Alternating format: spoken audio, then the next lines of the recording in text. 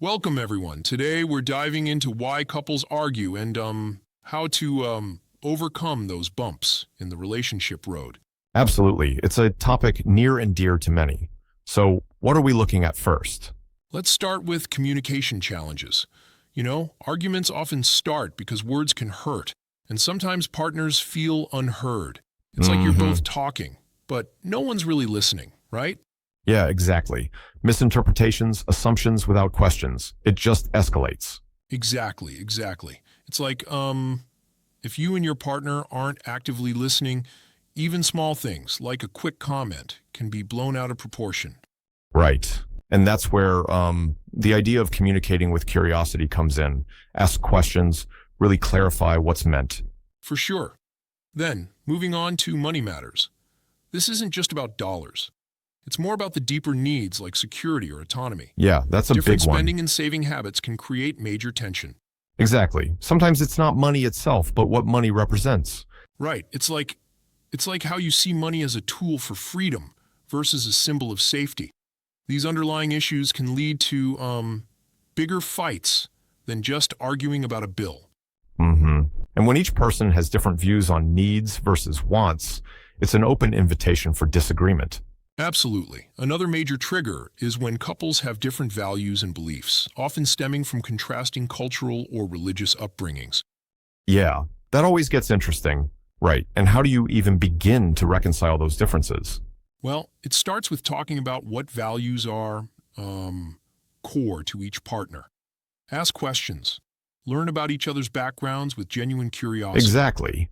And finding shared meaning in those differences really helps in bridging that gap. Definitely. Now, trust and jealousy. These triggers can cause deep wounds. If there's a history of past betrayals or lingering insecurities, conflict management really suffers. True. But isn't it also interesting that trust can be rebuilt through time, consistency, and yeah, support sometimes from a therapist? Exactly. Rebuilding trust is like tending to a garden. It takes care and regular attention. Spot on. I just wonder though, doesn't that sometimes feel like a bit too much work for one partner? That's a great point. It can sometimes seem unbalanced. I mean, each partner should invest equally, you know? Right. Otherwise, resentment starts to brew. And that resignation, or the feeling of not being safe to communicate honestly, ends up making things even tougher. Exactly. Now, speaking of balance, there's also the topic of togetherness and independence. Couples often argue when one wants more, and the other, well, craves space. Absolutely, that's a classic. It's all about setting boundaries and making time for shared, meaningful moments while still respecting each other's individual needs. Right, it's like um, finding that perfect balance in a seesaw where both sides need to be just right. Exactly. And what about intimacy and affection? Sometimes disagreements come from feeling disconnected emotionally or physically. Oh, yes, that's huge. Whether it's differences in sexual desire or just not enough affectionate moments, it can really make someone feel, isolated. Indeed. I like how some experts suggest developing simple rituals, like checking in with each other at the end of the day to foster connection. Absolutely, those small daily practices can go a long way. It's like sharing a morning coffee, just a consistent little ritual that reinforces connection. I totally agree. And then there's the load sharing at home. The mental load of managing chores, schedules, and responsibilities. These often fly under the radar but can trigger resentment. Right, I mean, nothing screams inequity like feeling like you're carrying most of the household burden. Yes. It's important to create a plan together. Agreed.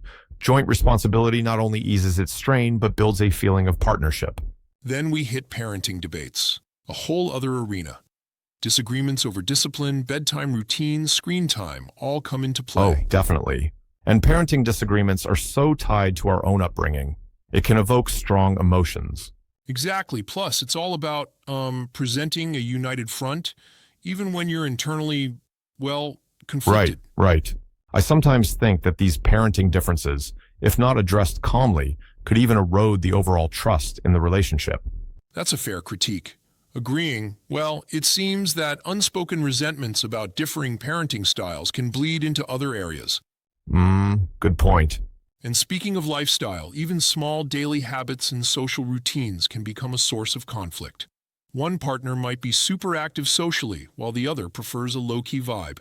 True, it's all about finding that balance. Yes, and it's okay to have differences, but the key is discussing and acknowledging them openly. Oh yes, and then there's the topic of future plans and big decisions, like marriage, kids, or moving. These discussions can really reveal if couples are aligned in their goals. Right on. And honestly, the pressure and differing timelines on such milestones can add so much stress. Exactly, it's essential to have ongoing dialogue about hopes, fears, and visions for the future. Absolutely. It sounds like, overall, understanding why couples argue can actually open the door to deeper communication and connection if handled well, right? Exactly, arguments aren't all doom and gloom. They're opportunities, for growth. And that's exactly what experts like Dr. John Gottman and Dr. Julie Gottman emphasize. Yep.